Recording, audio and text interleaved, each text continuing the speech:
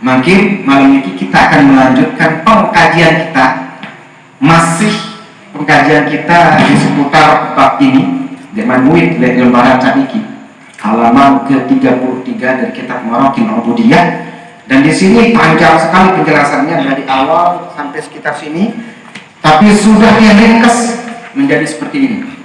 Nah, dan sudah kita tulis di sini di awal bahwa ilmu yang bermanfaat dibagi dua. Jangan ulang sekali lagi, ada yang sedikit dan banyaknya itu dipuji, terpuji, sangat bagus, semakin banyak semakin bagus. Ilmu apa itu? Ilmu tentang mengenal Allah Subhanahu wa Ta'ala, dari paling rendah sampai yang paling tinggi. Dari ilmu yang paling rendah, ilmu tentang syahadat, sampai ilmu tentang Isra dan Mi'raj. Dari ilmu dunia sampai bawah sampai ilmu tembus langit. Ini harus tetap dituntut. Yang kedua, kita sudah membahas tentang ilmu yang jenis yang kedua, yakni mahmudun bi qadril kifayah. Ilmu itu terpuji seukuran kecukupan saja. Dan ini ada 4. Kemarin sudah kita bahas. Yang pertama adalah usul. Usul itu ada 4 lagi. Yang pertama kitabullah, sudah kita bahas apa itu kitabullah. Kemudian yang kedua sunnatul Rasulillah, sunnahnya baginda Rasulullah sudah kita bahas. Ijma'ul ummah sudah kita bahas. Dan yang terakhir athar sahabat sudah kita bahas. Sekarang kita lanjut kepada yang furu'. Biasa. Oke, sudah. Nah, yang furu'. Pak ini dijaga hapus Pak. Jadi hapus terus saya tahu. Ya. Nah, sudah hapus di sini saja. Kita angkat ilmu yang ini sudah selesai. Nanti akan kita bahas sambil jalan.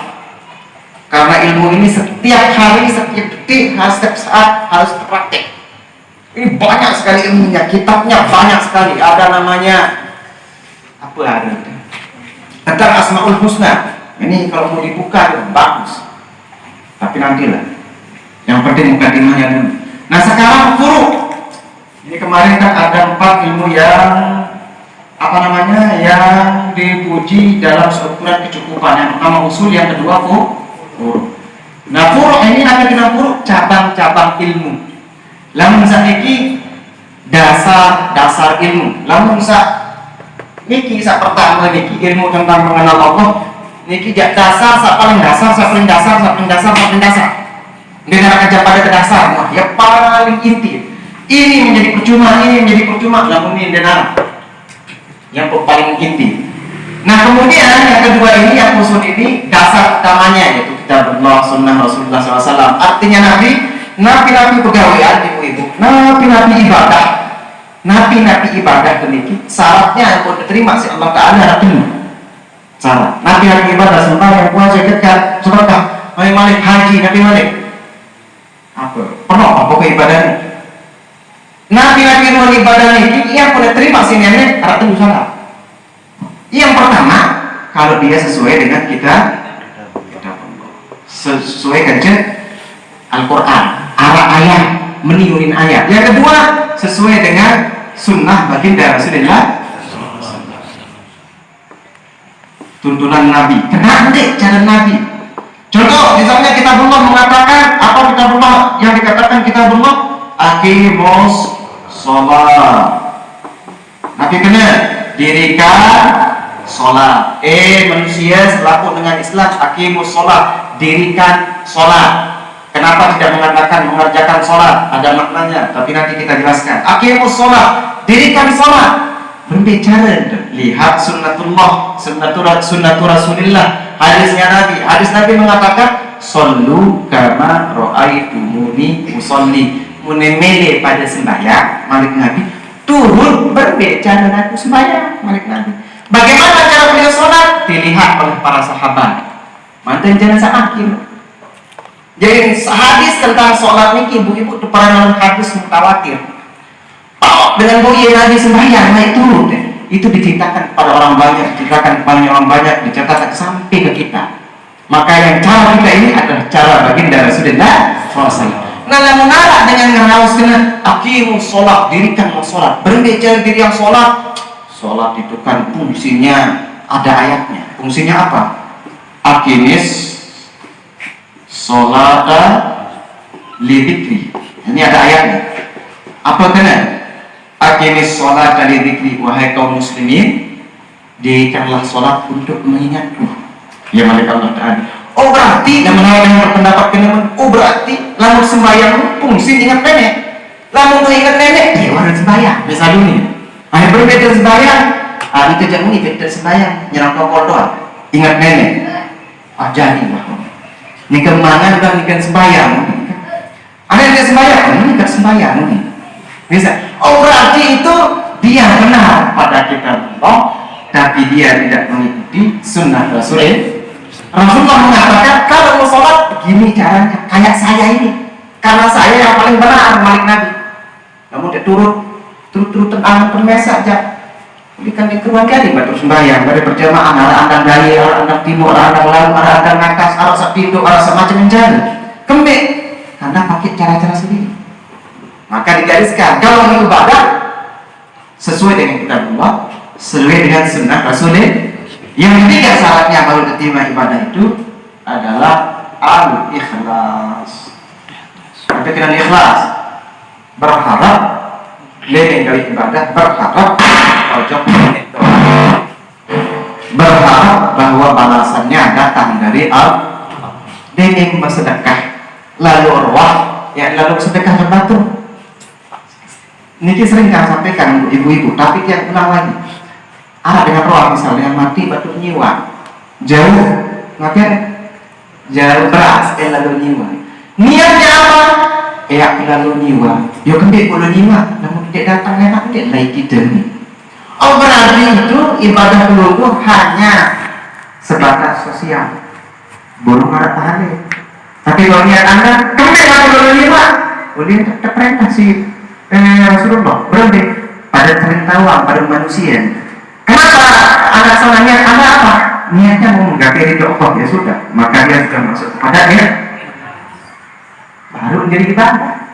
Namun niatnya ada saat itu mana pelai, ada saat itu ada saat niat lemak lain. Oh anda masih berharap kepada balasan sesama manusia.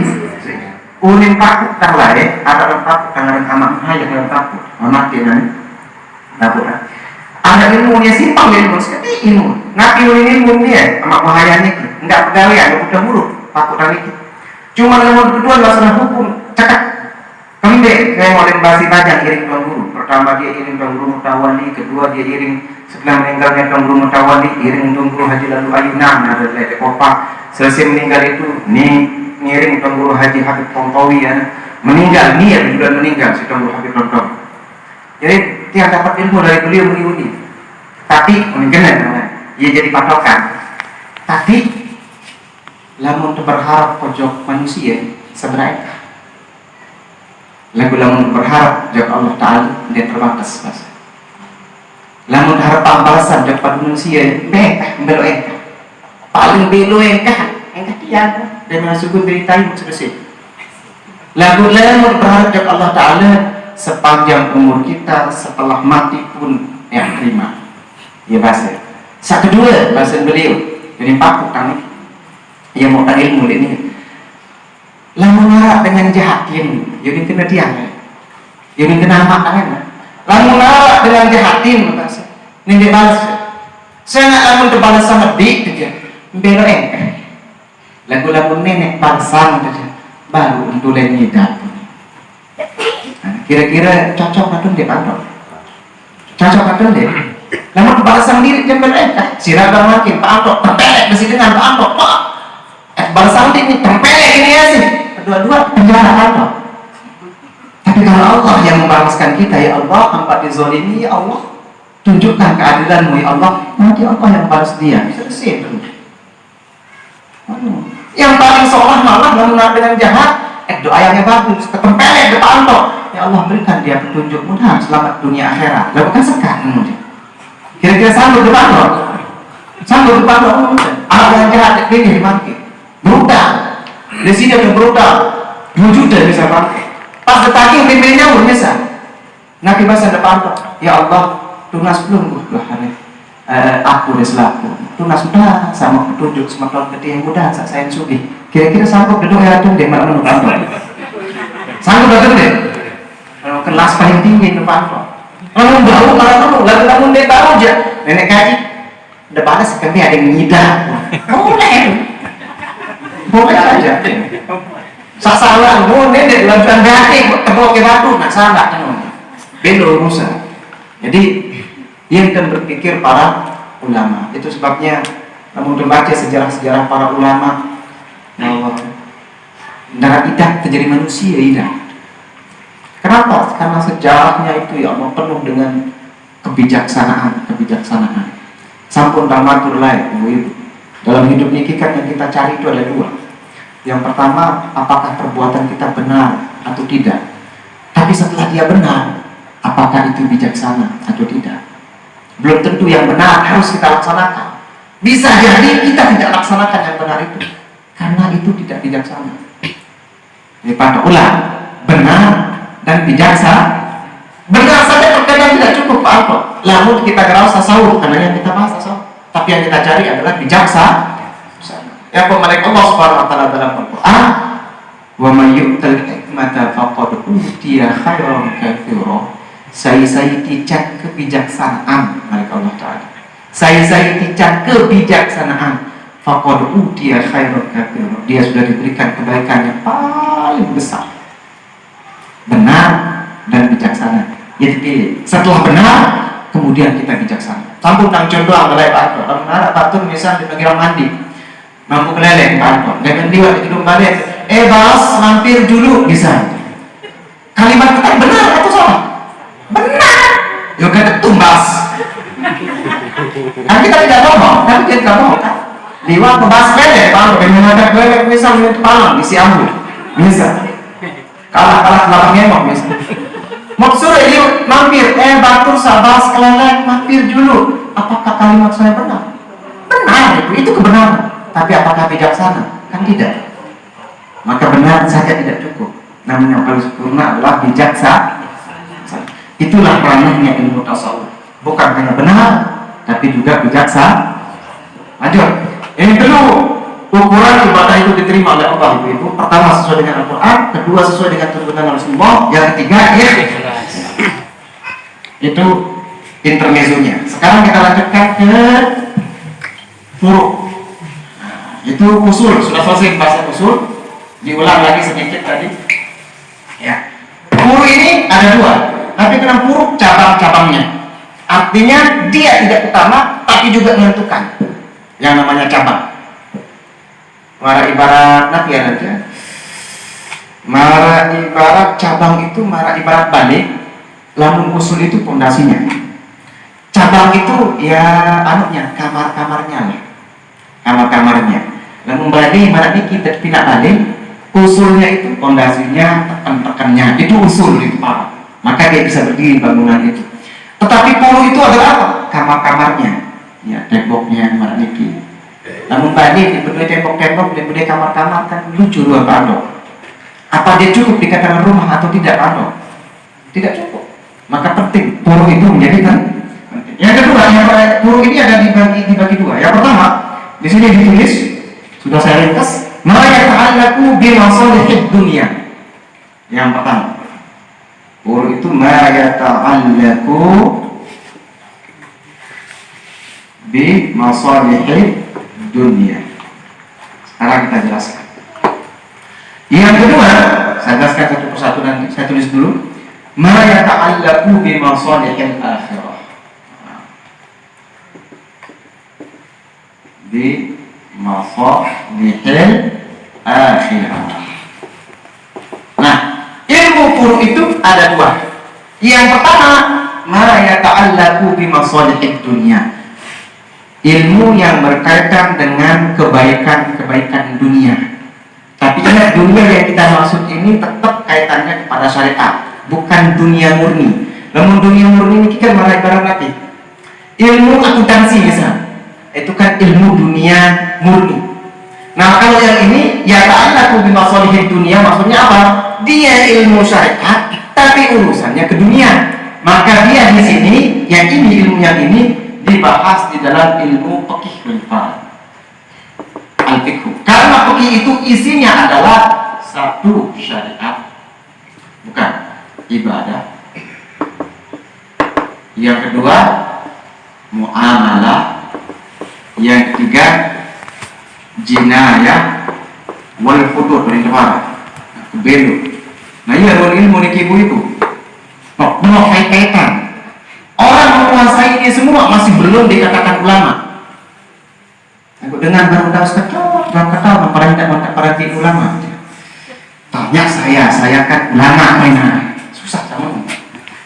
Padahal ini kaitannya sangat tinggi. Ini baru sedikit, baru masuk ke sini fikih. Fikih itu banyak, ada namanya ibadah. Jadi contoh, berbicara sembahyang, berbicara zakat. Ini kan zakat ini urusannya ke urusan dunia. Kepeng benar, lamun budaya kepeng benar, berbeda ada yang sholat kepeng benar. Lamun budaya kepeng berpuluh juta, berbeda ada yang sholat. Lamun nganggap berpuluh juta taruh berpuluh juta lagi uang nganggap setahun depan. Oh harus zakat. Bila zakat 2,5%. Nah itu namanya zakatul amwal dengan kepala. Jadi urusan dunia, urusan akhirat, ilmu syariat tadi ada urusannya dengan dunia. Ya kan ini. Ibadah itu bagian daripada fikih. Puasa, sembahyang, nah itu berbeda puasa, berbeda sembahyang, kena tulis sembahyang. Berbeda wudhu, kena tulis wudhu. Nah kalau belum ini dia boleh bingung, dia boleh ngaji belum bingung. Susah sih tuan dia nak ketahu segi ilmu sendiri boy no. Ane biasa arahnya saya demikian dengan ini dulu karena ilmu agama ini mudah. Dia ada pikiran malu, mungkin paham, anu kan buat. Dia paham malu, dia pikiran malu boleh kan. Di sini kena nih, kalau silu ilmu dia sikit-sikit ketawa, mana dia ketawa? Cukup paham nih, beliau nih ketawa, cukup. Anu, perlu kudu nikah, berbicara cara wudu, ini kena. Cuman kenapa dia matur begini? Supaya perlu merugikan ilmu ini banyak sekali dan ini bisa dipakai untuk mendekatkan diri kepada Allah. Itu saja. Ada biasa wika ibu-ibu bahwa ilmu agama itu penting. Perlu boleh sarjana hukum, boleh sarjana pendidikan, boleh sarjana sastra, boleh sarjana teknik sipil, boleh nanti insinyur apa aja. Tapi ilmu agama itu harus dikaji secara khusus. Yang paling hebat ampurayang, bukan yang menyanjungkan di depan peluru. Maka kegiatan di sini alhamdulillah luar biasa. Kenapa? Karena rutin kita malam Kamis dan pakai kita. Berarti sistematis, berlanjut terus ilmu. Lalu pengajian umum terkadang mana sampai yang lain, lemak sampai yang lain, lemak tuan guru tundang lain, lemak tak tundang balik lain. Saat sampai yang sedang urusan aneh, mari sampai yang sedang urusan. Kenapa? Bukan salah tuan guru, tidak. Tapi karena memang sifatnya umum. Nah kalau yang begini kan sistematis. Maka ketika Pak Haji Saidin Lai mengatakan kepada saya, kita membuka majelis taklim, saya minta Anda yang mengisi. Kalau mau rutin Pak Haji Saidin, kita pakai kitab supaya sistematis. Oh iya Pak. Alhamdulillah biasanya beliau ini jadi berjalan. Dan waktu itu saya bilang begini sama Pak Haji Saidin, saya ngisi sampai tuan guru aslinya pulang. Beliau masih dia. Kalau beliau sudah pulang, saya berhenti. Udah pilih. Ya sudah kita lanjutkan. Kita berarti apa namanya? Muzakkar. Nah ini ilmu fikih. Ini tingkat yang pertama. Ya tak laku di masalih dunia. Ini berkaitan dengan apa kemaslahatan dunia. Karena sholat itu juga kemaslahatan dunia, Bu. Kemudian karena sholat ini mengatakan begini. Karena Nabi mengatakan, bukan Nabi, Allah SWT mengatakan inna sholata tanha anil fahsyai wal munkar. Sesungguhnya sholat mencegah dari perbuatan keji dan munkar. Maka orang yang sholat itu bisa berubah dari keji dan munkar menjadi baik. Maka kalau orangnya tetap sholat tapi keji dan munkar tetap jalan, yang bermasalah sholatnya. Ya pun ada ungkapan yang mengatakan begini, yang namanya prestasi, Pak Anto, yang namanya prestasi bukan banyaknya sholat. Jangan ceritakan prestasi saya di dalam bidang agama apa. Saya sholat setiap malam itu 250 rakaat. Itu bukan prestasi Pak Anto. Yang jadi prestasi, apakah sholat Anda sudah mampu mencegah Anda dari perbuatan keji dan munkar? Apakah ketika Anda sholat, satu saja rakaat Anda sholat kemudian gibahnya menjadi berhenti, pelitnya tidak semakin kuat, takaburnya hilang, dengkinya hilang, iri hatinya hilang. Itu namanya prestasi ketika sholat. Bukan banyaknya sholat. Banyaknya sholat yang gampang. Semua kita mampu sholat sunat 2000 rakaat misalnya, silakan saja.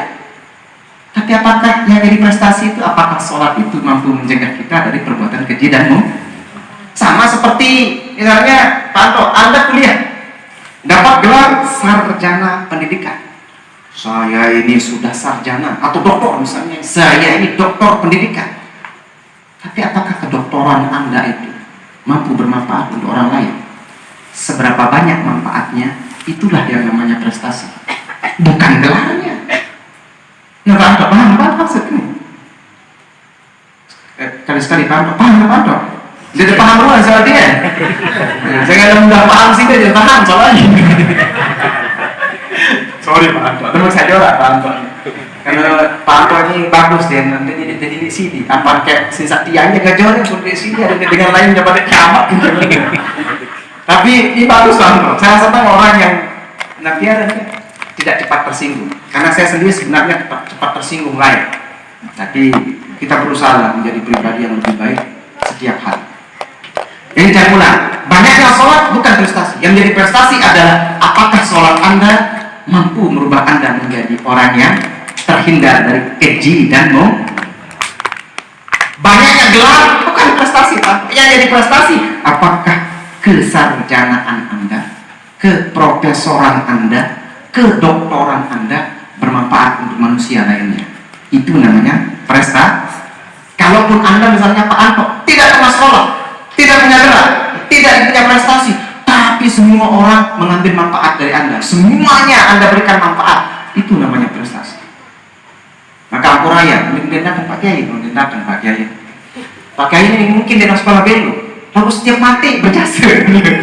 Setiap dengan mati ini datang berjasa, ini apa mati? Bayangkan kalau tidak ada dia. Sama ini berarti dia berikan manfaat untuk orang lain. Itu namanya prestasi. Paham Pak? Kita lanjutkan. Itu ibadah.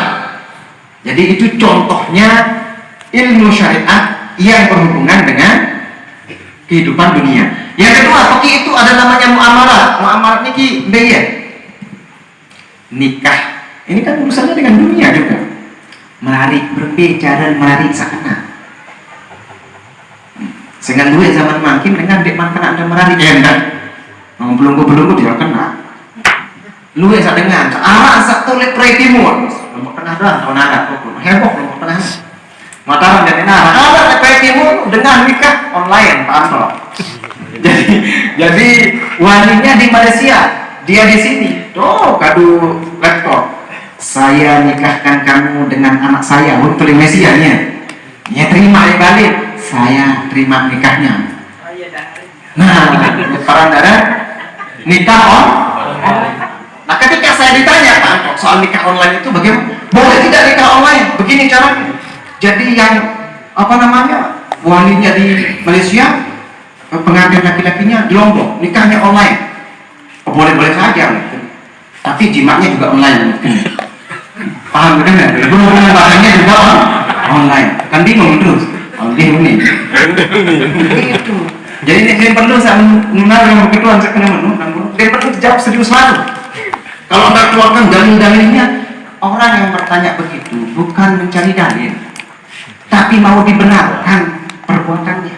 Tidak usah dijawab serius. Malah taruh. Kamu nikah online boleh, tapi ada syaratnya. Apa syaratnya? Jimatnya juga online. Malam pertamanya juga online. Oh suruh sering itu online ada WA. Itu saya kendor dulu. Kan urusannya dia. Bukan apa nah, itu maksud saya. Jadi itulah agama. Nah, orang yang cerdas membahas yang begini-begini ini ya. Itu gimana ya? Karena maaf. Orang yang cerdas membahas yang begini ini sebenarnya almarhum Gus Dur.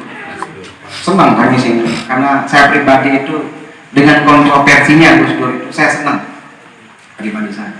Yang pada menang Yogyakarta dia terkadang tuh lihat kantor PBNU di pojok Gus Dur itu tentang Tindo baca buku, dan di ruangannya beliau itu ruang buku sabrak-abrak dari bahasa Jerman, bahasa Perancis, bahasa Yahudi, bahasa Arab, ya Arab doang. Itu yang baca sih beliau luar biasa. Ampun, setiap jawabannya beliau ini menarik. Baik dia minta ketuaan dan serius, serius bicara. Arab dengan ketuaan udah punya berbeda hukum Gus. Namun dengan bacaan keluarga petihan sampai dek dalam kubur ojoknya soal mati yang kedua, dia jawab apa jawabannya Gus Dur? Saya mau tanya dulu nih Gus Dur, itu kirimannya ada yang kembali tidak nih? Oh tidak ada Gus, berarti nyampe nggak salah lama tuh nih lu udah berjalan nih ini jelas serius. Kenapa? Karena beliau tahu yang bertanya itu bukan mau bertanya dan tidak, dia bertanya itu mau dibenarkan, mau mengkritik saja, nanti dijawab santai. Nah ya kan, kamu ada terkadang pertanyaan-pertanyaan yang harus dijawab santai saja. Ini tidak serius lalu, mau serius lalu mati lalu. Nah ini mau dia tentu dengan serius menjawab mati lalu. Orang yang sering tertawa, yang sering tersenyum itu menurut penelitian Pak Anto Allah karena ajar kan Allah tahu. Tapi menurut penelitian yang dengan Pak Anto, orang yang sering tersenyum itu punya kesempatan hidup lebih banyak. Maka ibu-ibu ini jangan cemberut terus setiap hari. Ini pagi-pagi suaminya sudah disambut dengan cemberut. Aneh deh, arut mati kamu. Paling gede kan ngomong dengan cemberut dan dengan doa telengi. Cemberut kan ibu paling gede dengan doa telengi. Tapi kalau kita senyum, itu kan semua orang berbahagia. Pantas Rasulullah SAW itu mengatakan, tabassumuka fi wajhi akhika shadaqah. Engkau tersenyum saja sudah jadi shadaqah. Bahkan Nabi SAW diriwayatkan beliau ini senang bercanda, ya senang berjualan nanti. Namun mengajar Nabi itu marah dikit. Kalau beliau mengajar terkadang diselingi dengan candaan. Itu Rasulullah SAW. Cuman bercandanya beliau tidak pernah sampai terbahak-bahak, mengkakak sampai lupa di. Itu dia tercela. Kelelek saya berlebihan lupa. Kelelek, itu dia tercela. Kenapa? Itu bisa membuat hati kita menjadi mati. La tuktirul dhahik fa inna kathratul dhahik tumitul qalba balik lagi. Jangan memperbanyak tertawa, terbahak-bahak. Kenapa? Fa inna kathratul dhahik tumitul qalba. Orang yang terbahak-bahak itu hatinya bisa mati. Ya penentik. Kalau mau tertawa ya sekedar saja. Hahaha, cukup. Hahaha, cukup. Aku nentik tertawa senyalah nih Pak Anto. Lo aman lucu dengar. Kan kecewa dengan lucu kan. Suasananya satu. Ada batur menung Pak Anto. Dia mengganggu lucu batur kedua, lucu dia. Oh lucu nih Cak. Baik lanjutan dulu jam 9 malam. Ada dulu yang dikembang. Nggak bagus. Muamalah ya. Yang lanjutkan muamalah itu termasuk nikah, termasuk jual beli. Nah jual beli kita diatur dalam agama Islam. Bagaimana cara jual beli yang baik? Contoh, kullu bai'in jarra manfaatan fahuwa riba. Setiap jual beli yang mengambil manfaat itu namanya riba. Saya ulangi lagi, definisinya saya rubah, artinya saya rubah. Kullu bai'in, setiap transaksi jarra manfaatan fahuwa riba. Setiap transaksi yang mengambil manfaat secara sepihak, menguntungkan secara sepihak, fahuwa riba, maka keuntungan sepihak itu adalah riba. Contoh, singgah kepeng, nah ini biasa kan? Kalau ada yang melakukannya, yang hadir di majlis ini, dia mohon hentikan saja, karena tidak barokah. Banyak mungkin, tapi barokah mesti tidak. Contoh Pak Anto bisa singgah kepeng, lebatur, lepaisal. Anto, misalnya Pak Anto, singgah kepeng udah 2 juta, oh boleh, Pak Anto. Saya kasih Anda minjam 3 juta, tapi saya ingatkan dulu Pak Faisal, uang saya ini, dia ini perempuan dan sedang hamil, dan dia itu beranak setiap bulan, jadi dia melahirkan setiap bulan uang saya ini Pak. No nina ya kan keniki Pak Faisal, Pak Anto mau nyengkem betian dia, pokoknya singgah mau nganak bilang bulan nganak ini Bapak luar biasa. Oh maka anak-anaknya itu Pak Anto itu namanya itu kan diatur. Ini kan kehidupan dunia kita, tapi diatur secara syari. Namun dengan meninggal cateng menunda Pak Faisal, terima saja. Nanti ketika Anda ditagih bulanan, dia Faisal, anak dia cateng apur mati anak cateng tanggung mati anak. Jadi ilmu mati anak mati, mungkin dalam mati burung jawab.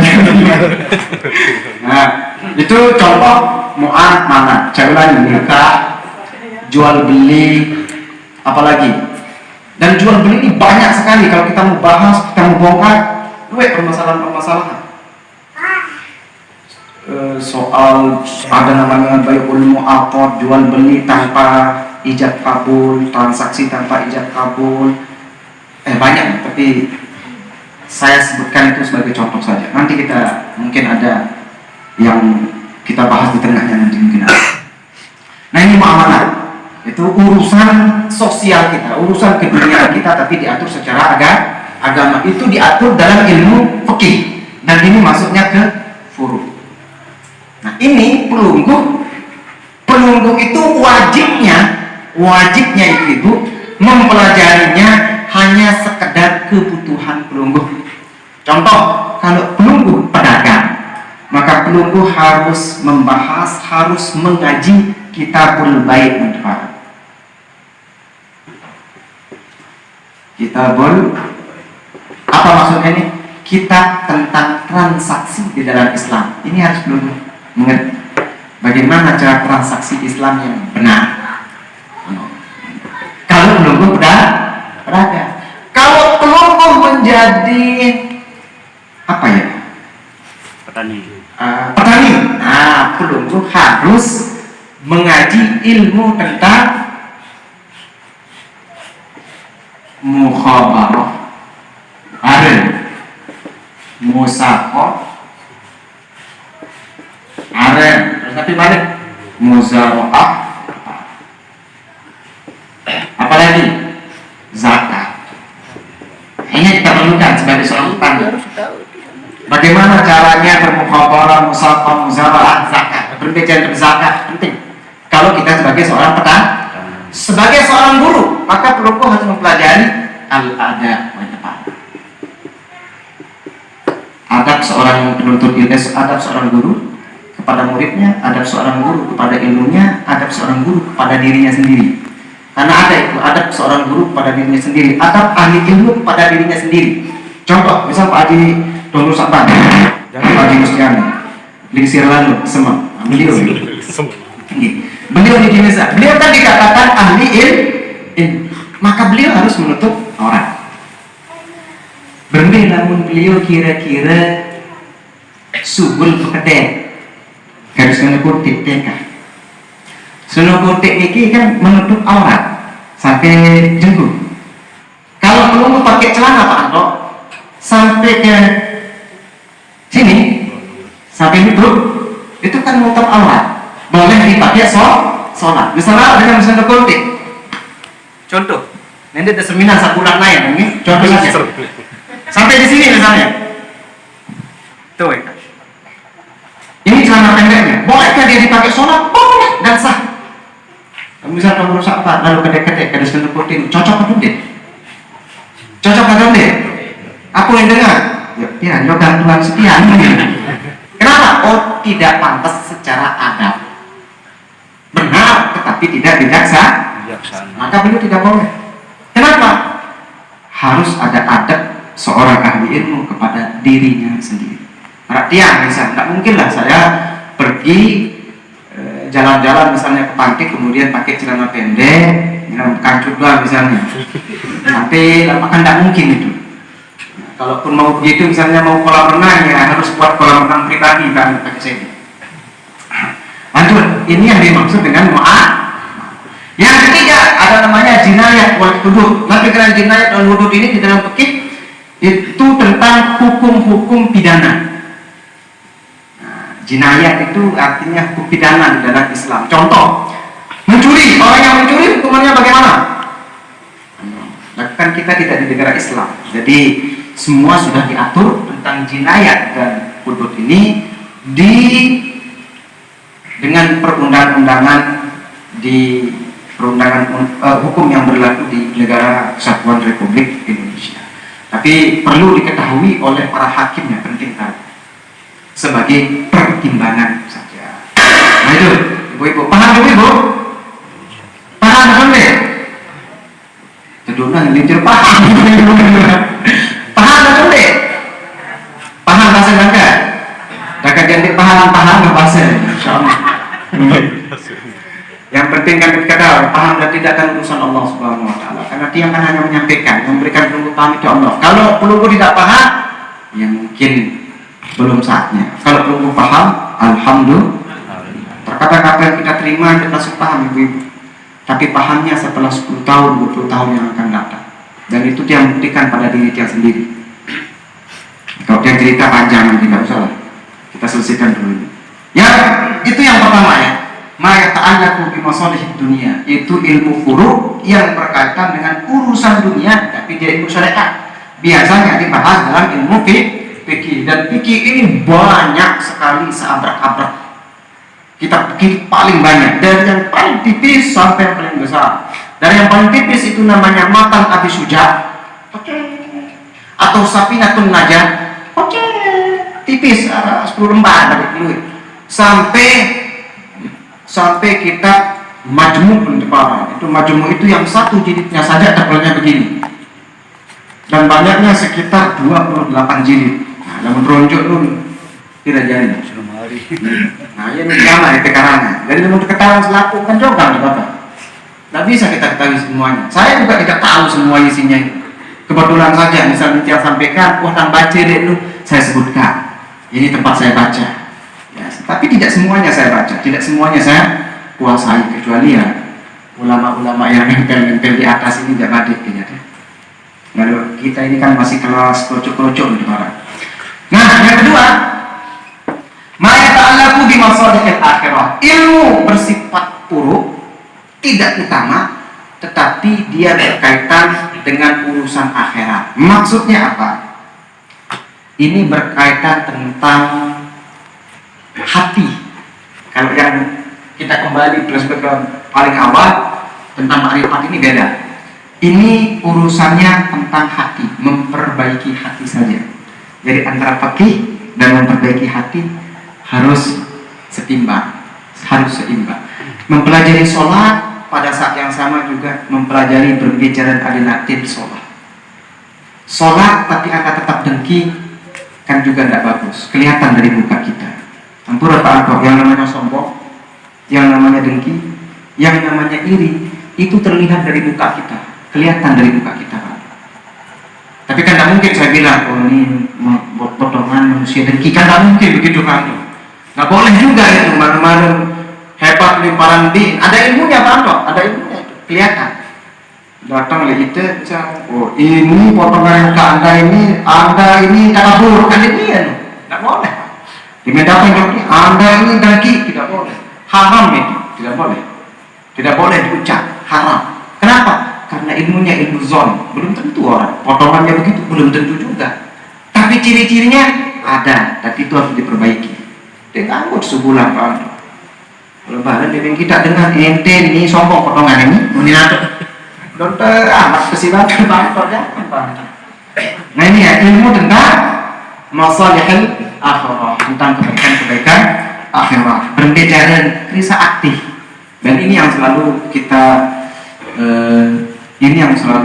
tekankan di majelis ini, memperbaiki hati kita. Antara jasad dan rohani itu harus sejalan, harus baik luar dan dalam. Luarnya baik tapi dalamnya tidak baik juga tidak bagus. Dalamnya baik, luarnya tidak baik juga dikirain kita orang gila nanti. Maka dua-duanya harus sejalan antara zahir dan batin. Pegawaian luar, sembahyang pacu, tahajud pacu, baca Quran pacu, zikir pacu, sedekah pacu, haji keren, tapi di dalam hatinya juga iri, dengki, takabur, riya, sum'ah, itu berusaha dia hilangkan. Dan prosesnya panjang sekali ibu-ibu. Ini pengalaman, dia ngatur pengalaman pribadi dia, dan sampai hari ini dia pribadi masih dalam proses bermujahadah. Bermujahadah itu apa? Berjuang melawan hawa nafsu sendiri. Dan ini perjuangan ini sampai mati. Ya sekat soal itu. Lawan atin tumesa, kemilik tumesa. Diminta kita batu solahan pelatih terkadang iri. Ini masih datang mojok hati depan. Tapi kan dia sampun nama tuh lepan kemisa sampun liwat ngeronde. Ketika iri itu datang, oh ini setan punya perbuatan. Hapus dia dengan astagfirullah. Jadi itu tugas. Jadi itu ya, fikihnya mantap. Tapi mantapnya seukuran kebutuhan. Misalnya Pak Haji Mustiani, beliau kan sudah pensiun. Tugasnya sekarang apa? Jadi imam di masjid niki. Sembahyang. Maka ilmu tentang sholat harus dia kuasai benar-benar. Tuan guru, beliau ini jadi khatib, jadi imam di masjid Al-Iman misalnya. Maka ilmu sholatnya harus paling tinggi. Meskipun ilmu yang lain oleh orang boleh lebih hebat, tapi ilmu sholatnya harus lebih tinggi. Rukun, syarat sah, sempurna, berbicara, lamun dengan ketinggalan rukun berbicara, lamun dengan bejuluan harus dia paham itu, lamun dengan lupa berbicara, lamun dengan salam bejulu berbicara. Dan ini sudah yang bahas, sudah yang singgung beberapa waktu. Nah itu penting. Kenapa? Karena tugasnya sebagai imam. Nah ia para ilmu biqadril kifayah, dengan ukuran secukupnya. Jadi misal Nabianda, Ustazah Satirah jadi guru, ya ilmu seukuran dia cukup sebagai guru. Tidak wajib dia tutup sampai lutut marah penjelasan sabaru. Tidak wajib itu urusan orang-orang tertentu saja. Nah begitu kan, paham? Tetapi yang kedua, ilmu tentang masalihil akhirah yang berkaitan dengan kemaslahatan akhirat, seperti akhlak yang baik, seperti ahwalul qulub, mana yang diridhai oleh Allah, mana yang dibenci oleh Allah, itu harus dipelajari. Dan ini punya kitab-kitab khusus. Ada kitabnya namanya Tanbihul Ghafilin, ada kitabnya namanya Madarijus Salikin, ada kitabnya namanya Zadul Ma'ad, ada kitabnya Adabul Sulukil Murid, ada kitabnya Al-Akhlaqul Banin, Al-Akhlaqul Banat. Ada kitab yang paling lengkap. Banyak. Ilmu ini banyak, Pak. Tapi ya kita, ukuran kita yang di sini sak penting sembahyang sholat, atin sholat, iya wajib. Nah yang mau bahas laku kan, mana ada bukaan kitab sak di lemari, saya gambar beliau, dia tumpah letih aja, dia tidak sanggup lah mengaji. Kita tahu sang aja yang tidak sanggup, mereka cipunya enak dengar. Keruan-keruan tahu, lalu mengaji di Mekah Pak Anto, lain yang kok dijawab tanah kita dengan ngaji dari sematian. Sejumlah pelajaran Pak Anto, baru kita pelajaran. Mana yang tanya kita ada beliau, mana tanya kita. Sesuai kita punya pelajaran, mana kita berkita. Pelajaran sejumlah baru berkata, mana yang tak bonggo itu sematian. Itu setiap hari. Mesti baca terus. Enggak ngaji malam ini Pak Anto, setiap detil kejelasan. Kan, lihat turun jangan baca. Bismillahirrahmanirrahim. Baca. Anak tak paham, ketua dia guru. Berhenti kena dikisih. Oh, baru penjelasan. Lalu dia ketua, berarti paham ini. Petang dah hasil 5 menit 1 jam pelajaran itu hanya baca kok. Ini kita sama ini ini baca.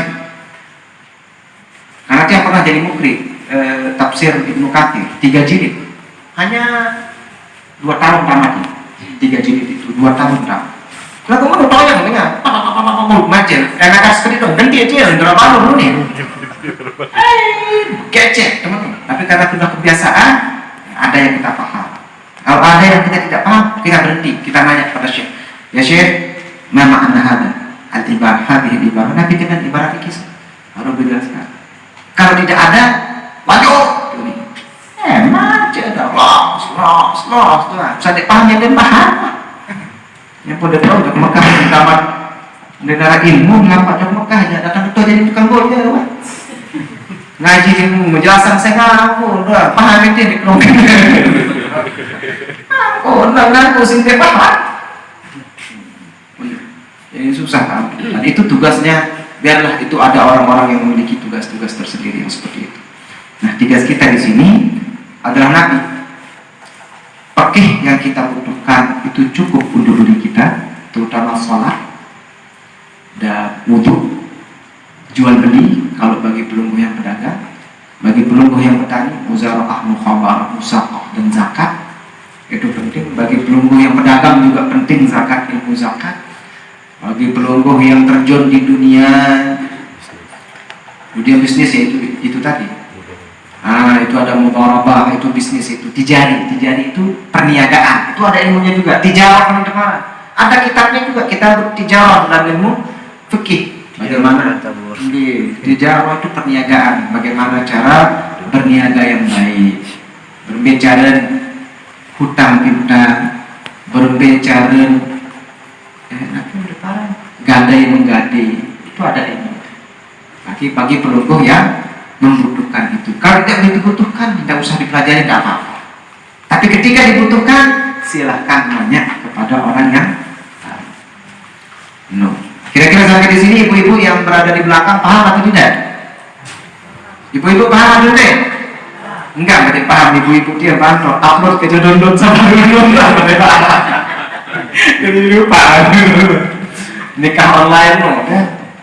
Jadi dan betul terjadi, tapi itu ibu-ibu pantau betul terjadi di Praja Timur itu terjadi nikah online. Nah, kalau penunggu misalnya besok mendapatkan permasalahan yang sama di sini, bagaimana caranya? Misalnya walinya sedang berada di Malaysia, tidak bisa kembali. Apa yang harus dilakukan? Ya nikahkan pakai wali hakim. Hakim saja. Mana hakimnya? Ke kantor urusan agama, kepala kantor yang menjadi walinya. Kenapa? Karena walinya tidak berada di tempat. Bagaimana kalau dia berwakil pakai HP? Atau kelekupan, rali bija, nelpon. Rekor, anak kewakilan mahdu sudah nikah tu Pak Jusaidin. Bolehkah seperti itu? Ada yang masih membolehkan. Tetapi khurujan minal khilaf, supaya tidak masuk ke dalam perkhilafan para ulama, lebih baik mengambil yang disepakati. Apa yang disepakati? Silahkan walinya itu adalah hakim. KUA tadi. Yang dendek semakin ada wali hakim itu dengan menyalak lain. Tidak. Orang yang walinya tidak di tempat juga boleh menjadi hak, boleh dinikahkan menjadi hak hakim. Nah, sekarang ada pertanyaan baru, ada permasalahan baru. Ini contoh muamalah tadi. Arah dengan merari karena kocek umur 15 tahun nilai merarikan dia dengan makmum umur 17 tahun. Wali ama oleh Malaysia, bagaimana mau dinikahkan itu kan? Ada yang melapor ke dia tadi malam, ada yang bertanya begitu. Lalu menazir dan bertanya tadi malam ke dia, bagaimana caranya? Ini harus dinikahkan, kan udah paling ya dengan tidak kebenak penimbangan. Itu tidak bisa, kalau ada cegah itu menjadi dosa. Maksud saya belas sedikit merari. Ini udah belas, mau lemah udah sering kuyak tuh bawa dulu kayu. Ini kan bahaya, salah kita. Maka harus dinikahkan, perlu melek kan. Maka hukumnya menikah itu kan wajib. Hukum menikah itu wajib liman taqat nafsu. Nabi kena wajib bagi orang yang nafsunya sudah kuat, mau dia tahan apa? Milih berdua. Milih berdua. Bagaimana caranya? Bawa ke hakim. Tapi hakimnya tidak mungkin. Kenapa? Dia melanggar aturan. Iya, di bawah umur. Di bawah umur. Tidak bisa kan sekarang itu umurnya harus berapa? 17 tahun. Minimal 17 tahun. Ini baru 15 tahun menikah. Bagaimana caranya? Di situ ada namanya wali tahkim. Kalau wali aslinya tidak bisa, wali mujbir tidak bisa, karena dia berada di luar daerah, maka Anda pakai wali hakim. Kalau wali hakim tidak mungkin, karena tadi kalau dilaporkan ini tidak akan dikasih. Sedangkan kalau tidak dikasih, karena dia sering tunggal pada di bengkel tahu. Maka harus diselamatkan supaya agamanya selamat. Nikahkan pakai wali hakim, atau kalau tidak pakai yang tadi. Ya kangguan lah, mewakil dan hakim. Tapi kalau tidak mau pakai itu juga, pakai wali tahkim. Apa wali tahkim? Kedua mempelai, si Amok dan si Icuk, ya ada gambar ini Pak. Amok umur 7, si Icuk umur 15. Dia menunjuk satu orang yang dia anggap soleh, baik, akhlaknya baik, ilmunya cukup, perilakunya baik, pokoknya orang baik lah, orang soleh secara umum. Masjid Juang tahu, misal dia tunjuk orang tersebut untuk menjadi wali bagi si perempuan. Ini namanya wali tahkim. Paham apa? Nah, tapi mohon kalau wali tahkim ini digunakan paling darurat, duduk si darurat. Kalau bisa ya suruh ulit bayar walinya. Kalau memang ada walinya di jauh, suruh pulang saja, tidak kos. Oh, kalau coklat dia akan sejuta. Itulah dia 2 juta. Pulang saja sehari demi menyelamatkan agama. Lalu pengantin tabung balik harga tiket. Kalau saya begitu, saya suruh begitu. Aku namun dari ini bayar di media doang ya terpaksa pakai wali tahkim seperti yang tadi. Ini jalan keluar yang disediakan oleh para ulama. Apakah nikahnya sah? Sah. Apakah ada rujukannya di dalam kitab fikih? Ada. Silakan buka I'adatul Talibin, silakan buka Minhajul Talibin, ada semua. Karena dia tidak berbicara dengan pendapat yang sendiri, tapi menggunakan kaul-kaulnya para ulama. Nah, ini yang, nah ini ilmu samaran ini tidak perlu ketahuan si kiai penghulu desa ya ketahuan. Nggak kaji mustahili ini. Atau kan bukan baik wali harus ketahuan. Detail itu tentang perwalian. Nah, kita sudah sampai jam 10 kurang 20 menit. Baru azan ke setengah jam ngaji Pak dan ini sejam lebih nih. Karena ibu-ibu ini yang bersemangat, makanya dia yang bersemangat. Terutama ketika upload dan download tadi. Sangat bersemangat sekali ibu-ibu. Mudah-mudahan ada manfaat bagi kita semua, dan insya Allah kajian kita selanjutnya akan kita bahas pada Muqaddimah. Kita tidak akan jalan kalau ini belum selesai, supaya runut, sistematis. Saya tidak tahu fungsinya sekarang ilmu ini untuk pelungkuh, tapi insya Allah tidak ada ilmu yang sia-sia. Insya Allah semuanya akan mengantarkan kita menuju ridha Allah Subhanahu wa Ta'ala jika diniatkan untuk mencari ridha Allah Subhanahu wa Ta'ala. Mudah-mudahan ada manfaatnya untuk kita semua, dan mudah-mudahan yang berungguh tetap dipelihara iman dan Islam kita oleh Allah Subhanahu wa Ta'ala, tetap diberikan kesehatan, keafiatan, diberikan rezeki yang melimpah ruah yang penuh dengan keberkahan, dan mudah-mudahan diberikan maghfirah oleh Allah Subhanahu wa Ta'ala setiap hari, setiap waktu. Mudah-mudahan diberikan petunjuk hidayah oleh Allah Subhanahu wa Ta'ala untuk selalu berbuat kebaikan, untuk selalu berbuat ketaatan, untuk selalu berbuat ketakwaan kepada Allah, dan mudah-mudahan kita diberikan ridha Allah Subhanahu wa Ta'ala, dan mudah-mudahan kita juga diberikan rasa ridha terhadap segala ketentuan dari Allah Subhanahu wa Ta'ala, dan mudah-mudahan yang mendatang bayar Allah, mudah-mudahan kita semua meninggal dunia dalam keadaan husnul khatimah, dalam kalimat tauhid, dalam kalimat la ilaha illallah Muhammadur Rasulullah sallallahu alaihi wasallam wa ala kulli niyatin shalihah. Al-Fatihah.